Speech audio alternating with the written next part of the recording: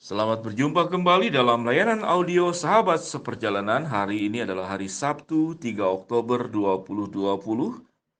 Tema saat teduh dan renungan pagi ini, temanya adalah jatuh atau kejatuhan.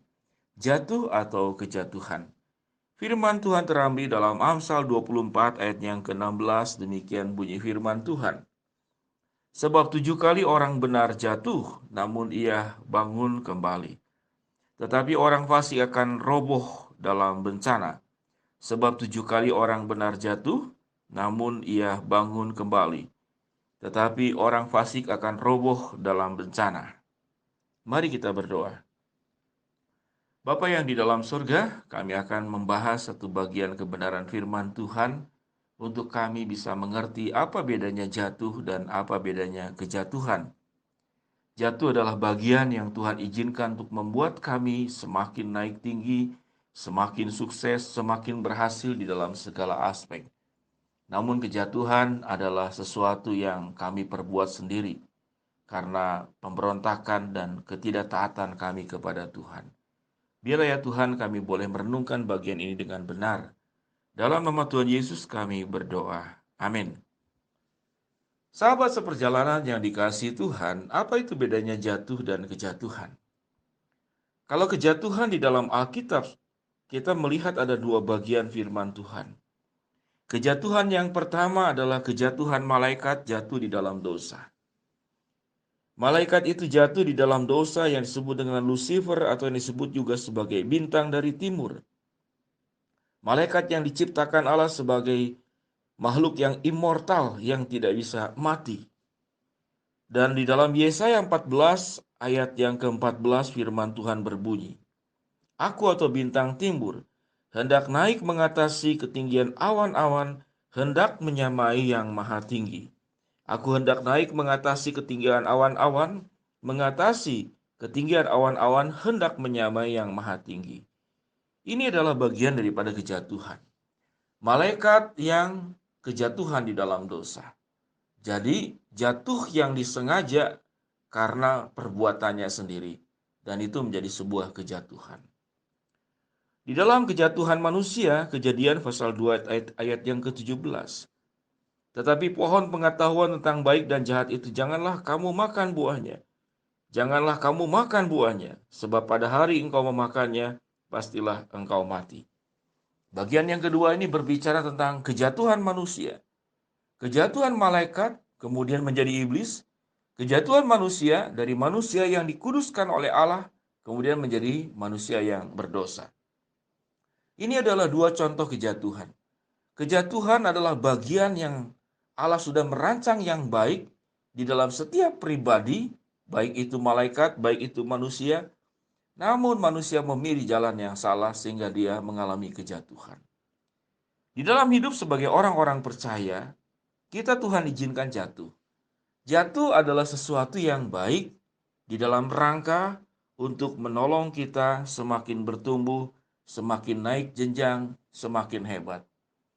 Jatuh bukanlah perkara sesuatu yang buruk buat kita. Karena di dalam sebuah proses untuk menjadi lebih baik, setiap kita akan mengalami jatuh bangun. Mari kita belajar saudara dari anak-anak kita, bagaimana anak kita supaya bisa berjalan bahkan sampai berlari. Waktu dia belajar tengkurap, telentang, kemudian duduk, dia mulai berdiri, dia mulai berjalan, maka kan mengalami jatuh. Dan jatuh itu bukan sesuatu yang keliru. Jatuh adalah sebuah pengalaman hidup yang akan memperkaya orang semakin terampil menghadapi hidup ini. Kalau kejatuhan adalah setelah Tuhan membuat kita bisa berdiri, bisa berlari, lalu mengambil jalan yang salah, itulah kejatuhan. Namun kalau yang namanya jatuh, adalah sebuah peristiwa yang membuat kita itu akan semakin lebih baik. Ilustrasi tentang anak tadi, dia mengalami sebuah pengalaman jatuh bangun, kemudian dia menjadi pribadi yang bisa mandiri. Dalam Amsal 24 ayat yang ke-16 dikatakan, Tuhan itu mengizinkan bahkan bukan jatuh sekali.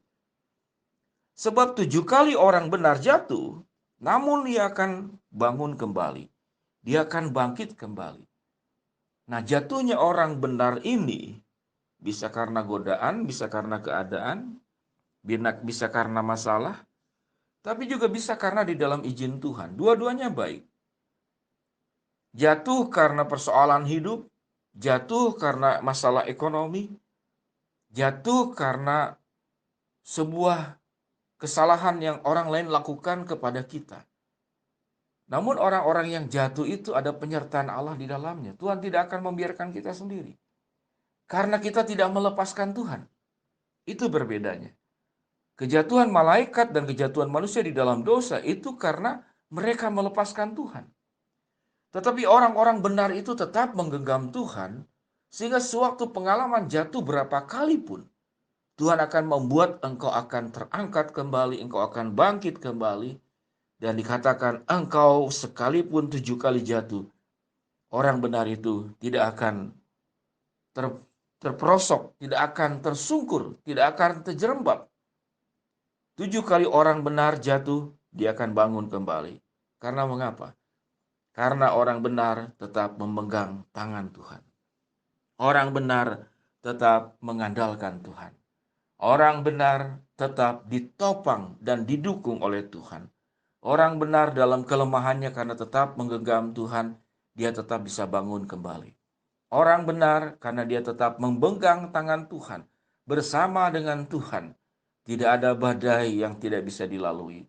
Tidak ada masalah yang tidak bisa dipecahkan. Tidak ada pintu tertutup yang tidak bisa dibuka. Tidak ada kegelapan yang tidak bisa diterangi. Mengapa? Karena orang yang benar yang jatuh sampai 7 kali bahkan 1000 kali dalam izin Tuhan, dia akan bangun kembali. Sahabat seperjalanan yang dikasihi Tuhan, biarlah kita menjadi pribadi yang mengalami jatuh dalam izin Tuhan, namun jangan sampai kita mengalami sebuah kejatuhan. Kejatuhan adalah sebuah pilihan yang kita lakukan sendiri, karena kita tidak mau menggenggam tangan Tuhan. Kita jalannya serong, kita berbuat yang tidak baik, kita melakukan segala sesuatu di dalam perencanaan kita dan tidak menyatukan di dalam rencana Allah. Kita melakukan segala sesuatu dalam kehendak kita dan tidak mencari kehendak Tuhan. Kejatuhan, baik malaikat kemudian menjadi iblis, dan manusia di dalam kekudusannya itu jatuh dalam dosa. Karena satu perkara, mereka mengalami kejatuhan karena mereka tidak menggenggam tangan Tuhan. Orang benar tidak terhindar dari berbagai macam persoalan hidup. Kita akan mengalami jatuh berkali-kali. 1 kali, 2 kali, 3 kali, 4 kali, 5 kali, 6 kali. Alkitab mengatakan Amsal 24 ayat ke-16. Bahkan sampai 7 kali. Namun orang benar itu jatuh 7 kali, dia akan bangun kembali. Mengapa demikian? Karena orang benar tetap memegang tangan Tuhan. Dan Tuhan juga memegang tanganmu. Perpaduan antara orang benar di dalam Tuhan, menggenggam tangan Tuhan, maka tidak ada pihak manapun yang bisa merobohkan engkau. Karena Tuhan menyertai engkau. Bahkan firman Tuhan dalam Yesaya 40:31. Tetapi orang yang menanti-nantikan Tuhan akan mendapatkan kekuatan baru. Mereka seumpama raja wali yang naik terbang dengan kekuatan sayapnya. Mereka berlari dan tidak menjadi lesu. Mereka berjalan dan tidak menjadi lelah. Jadilah pribadi orang benar. Jatuh berkali-kali engkau tetap bangkit. Karena Tuhan memegang hidupmu dan kau tetap memegang tangannya. Jangan mengalami sebuah kehidupan kejatuhan. Kejatuhan adalah sebuah pilihan kita.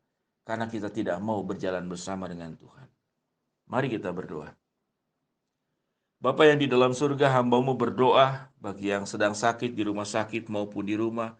Tuhan jamah, Tuhan sembuhkan. Bagi kami yang sedang menghadapi rintangan masalah, problema, dan persoalan hidup, Tuhan bukakan jalan. Bagi kami yang sedang berdoa mengharapkan sesuatu, kami percaya Tuhan akan mengabulkan sesuai dengan waktu, rencana, dan kehendak-Mu. Bila ya Tuhan kami menjadi pribadi, orang benar jatuh berkali-kali, kami tetap bangkit kembali. Jangan jadikan kami menjadi pribadi yang memilih hidup dengan cara kami dan mengalami kejatuhan. Dalam nama Tuhan Yesus kami berdoa. Amin. Shalom sahabat perjalanan, happy weekend.